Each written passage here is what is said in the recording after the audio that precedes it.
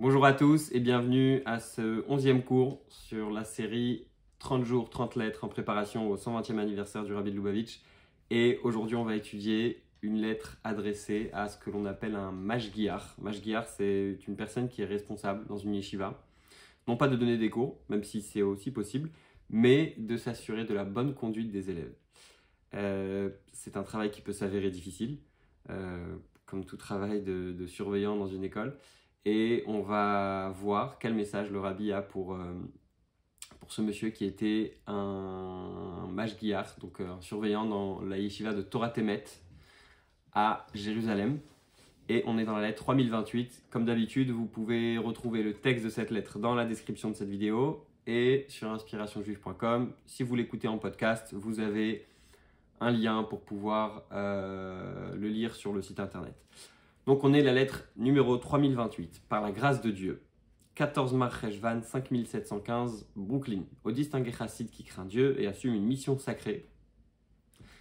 On va voir ici quelque chose d'intéressant, c'est que une des choses spéciales chez le Rabbi, c'est de toujours mettre en valeur le moment présent, de toujours mettre en valeur l'actualité, le moment qu'on est en train de vivre. Il y a un mot qu'on dit chez les chassidim polonais, c'est que on a tendance à penser que le moment le plus important c'est Yom Kippour, la personne la plus importante c'est, à l'époque où le Beth Amikdash était là, le Kohen Gadol. L'endroit le plus important c'est le temple, le Saint-Temple à Jérusalem, le Beth Amikdash. Et ce dicton polonais, chassidique polonais dit non, en réalité la personne la plus importante c'est toi. L'endroit le plus important, c'est l'endroit où tu te trouves maintenant. Et le moment le plus important, c'est maintenant. Donc je vous salue et je vous bénis. Je fais réponse à votre lettre du 8 Mar Cheshvan. Et puisse Dieu faire que vous assumiez avec succès votre mission sacrée, celle de diriger les études des élèves de la Yeshiva Torah Temet. Et vous savez que la responsabilité d'un directeur d'études est beaucoup plus grande que celle d'un professeur ou d'un recteur de yeshiva. Vous savez, quand on pense à une yeshiva, on pense tout de suite à la figure essentielle qui est le rosh yeshiva. Le but d'une yeshiva, c'est quand même d'étudier, donc on va considérer que les enseignants sont vraiment ceux qui ont le rôle le plus important. Mais non, le Rabbi veut ici préciser à ce monsieur que non, parce qu'il a un rôle qui est tout aussi important. En effet, celui-ci participe à leur étude et il le fait en leur présence. Donc, il n'est pas là pour enseigner, mais il est constamment présent lorsque les élèves étudient. En la matière, l'opposition de l'autre côté c'est-à-dire les forces du mal, le mauvais penchant, etc., n'est pas très forte, car la Torah est le pain du ciel. C'est-à-dire que quand on étudie la Torah, étant donné que la sainteté de la Torah a une valeur très grande, et puis que c'est la volonté, la sagesse de Dieu, eh bien, Dieu ne va pas venir nous déranger pendant l'étude de la Torah. Et comme on le voit dans la suite de cette lettre, et les paroles de la Torah ne peuvent pas contracter l'impureté, n'ayant intrinsèquement pas de déchets. C'est-à-dire que la Torah, elle reste toujours pure. La Torah ne sera jamais atteinte par les forces du mal. De même, l'étude de l'élève n'est pas déterminante non plus, car s'il n'a pas de mérite, elle devient pour lui, etc. Alors, il y a deux choses intéressantes à noter ici, c'est que une personne qui est d'une nature, on va dire, mauvaise et qui ne veut pas utiliser la Torah pour s'instruire, qui ne veut pas utiliser la Torah pour changer son comportement, etc., eh bien, c'est dit que la Torah devient pour cette personne un poison mortel. Donc, quelque part, ce que le Rabbi dit à ce surveillant, c'est que, en ce qui concerne les professeurs, les enseignants, le rosh yeshiva, etc., eux n'auront pas de problème avec les élèves. Parce que ils doivent donner leur enseignement, et puis après, ce qui va devenir des élèves avec cet enseignement, c'est déjà plus leur problème. Alors que vous, votre travail, il est différent. Votre travail, c'est de s'assurer que le message passe, qu'il est compris, qu'il est intégré et que les élèves le vivent. La fonction du directeur d'études, consiste à vérifier que la Torah pénètre effectivement l'élève. Comme le soulignent nos saints maîtres, l'élève doit faire corps avec elle, au point qu'elle devienne une partie de lui-même, sa Torah, car la Torah et Israël ne font qu'un. C'est-à-dire que le rôle de ce monsieur, c'est de faire en sorte que les élèves puissent intégrer et vivre avec la Torah, pas seulement l'étudier, mais vivre. Ça me rappelle une histoire, vous avez peut-être entendu parler du Rav Mendel Futterfass, un chassid très célèbre, hein, c'est un disciple du Rabbi qui a eu une vie assez incroyable.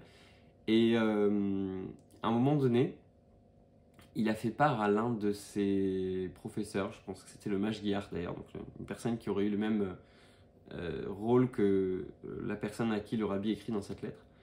Et il lui a dit, la chassidoute ne m'intéresse pas, c'est très répétitif, on retrouve toujours les mêmes questions avec les mêmes réponses et ça ne m'intéresse pas. Alors, la question est intéressante, mais encore plus lorsqu'elle vient de la part d'un monsieur comme le Rav Mendel Futterfass, parce que c'était quelqu'un qui a vécu toute sa vie avec le message de la chassidoute, et donc le fait même qu'il ait pu avoir une telle question, c'est très intéressant. Donc, son interlocuteur, encore une fois, je n'ai pas souvenir de qui c'était exactement, mais il lui a dit la chose suivante. Il lui a dit, écoute, quand ton enfant apprend à lire, et j'ai pu en faire l'expérience avec mes enfants, le voir, ils vont ouvrir un siddur, s'ils vont connaître les lettres sans savoir lire, ils vont dire, oh c'est marrant, il y a un aleph ici, et puis il y a un autre aleph, là il y a un bet, il y a un gimel, bon ben en fait c'est toujours la même chose. C'est-à-dire que le message qu'il lui a fait passer, c'est que quand on lit superficiellement, quand on ne réalise pas ce qu'on est en train de lire, quand on n'y prête pas assez d'attention, eh bien tout a l'air pareil. Et le but, c'est de lire et de relire jusqu'à l'intégrer, et là, on finit par le comprendre. Donc, quelque part, c'est un peu le but de la Torah de manière générale. Pas seulement de l'étudier, mais encore une fois, de la vivre. Or, donc on va continuer dans les mots, c'est précisément contre cela que le mauvais penchant entre en lutte, entraînant l'âme animale avec lui par toutes ses forces. Néanmoins, nos sages soulignent que le responsable du puits lui-même reçoit sa nomination du ciel. Alors, il y a une Gemara dans Masechet Baba Batra qui dit que vous savez, il y avait un métier à l'époque de couvrir le puits, de s'occuper, de faire en sorte que le puits ne soit pas, que personne n'y tombe, etc. C'est un métier qui a l'air, à l'époque de la Gemara, un métier un peu simple, on va dire. Et la Gemara précise que c'est le ciel, c'est Dieu qui décide que telle personne va avoir tel métier.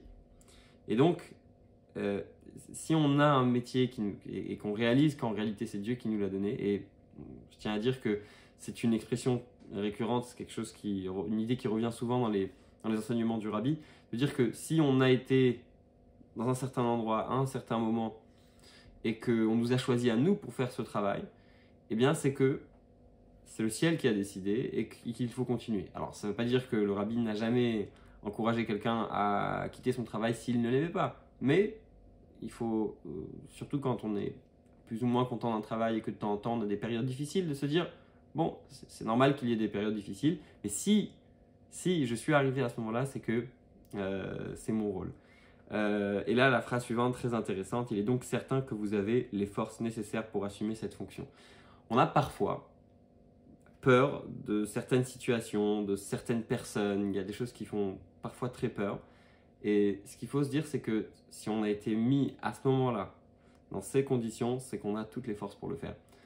Ça me rappelle une parabole qui raconte l'histoire d'une armée qui avait beaucoup de mal à combattre un adversaire particulièrement féroce. Et les généraux réfléchissaient, etc. Et puis à un moment donné, ils sont arrivés à une conclusion. Ils ont dit, c'est très simple. On va prendre à la prochaine bataille un soldat. Peu importe combien de soldats on va perdre, mais on va essayer d'en capturer un. Et on va prendre ce soldat et on va le montrer à tous nos soldats. On va lui enlever son armure, on va lui enlever son casque, son épée, toutes toutes ces armes, etc. Et ils vont se rendre compte que ce n'est qu'un humain, comme eux. Et quand ils vont le voir démuni de toutes ces armes, ça va leur redonner confiance pour combattre tous les autres. Et c'est un peu ça l'idée de réaliser qu'on a toutes les forces, c'est que quand on pense que la cause, elle est pas pour nous, et qu'elle est trop difficile, etc., c'est parce qu'on n'a pas réalisé que Dieu nous a envoyés à ce moment-là, et qu'automatiquement, si on est là, c'est qu'il nous a donné toutes les forces. Et tout ne dépend que de votre bonne volonté. J'ai repris les mots du rabbi. Dieu fasse que vous puissiez rapidement dire, voyez les fruits que j'ai fait pousser. Regardez la génération que j'ai fait grandir. Avec ma bénédiction et dans l'attente de vos bonnes nouvelles. NB, il est sûrement inutile de vous rappeler ce qui suit. Physiquement, la vitalité du corps est conditionnée par le dévoilement de l'âme. Et bien évidemment, il en est de même pour le corps et l'âme de la Torah. Il ne faut pas oublier que c'est quand on travaille l'âme, c'est quand on travaille notre intérieur que le corps va suivre. Et que si ça ne va pas bien à l'extérieur, c'est que forcément il y a quelque chose à l'intérieur qui ne va pas aussi. C'est tout pour aujourd'hui. Je vous souhaite Shabbat Shalom. Et si Dieu veut, on se revoit Motzei Shabbat. Donc samedi soir pour la prochaine lettre du Rabbi. Shabbat Shalom à tous.